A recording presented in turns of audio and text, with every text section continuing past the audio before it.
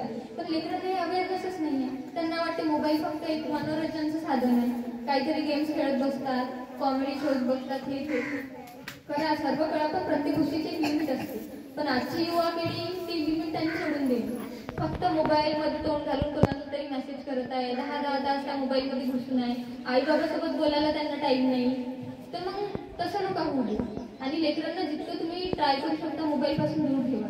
तर नववीमध्ये हातात मोबाईल आला. आता मी पण असं झालं असतं ना की पहिली वेळा मोबाईल आला तर काहीतरी मस्त गेम्स खेळायचं असतं, तसं नाही.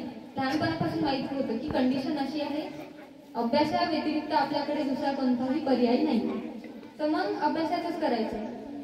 तर मग नववीमध्ये मला आठवते की असं शाळेचा एक ग्रुप होता, त्याच्यावर आलं होतं की ऑनलाईन वक्तृत्व स्पर्धा आहे, म्हणजे भाषणाची स्पर्धा. मला खूप आवड होती. तर मी ठरवलं की मी ही स्पर्धा देणार. माझ्या क्लासमध्ये खूप हुशार लेकरं होते. एकाची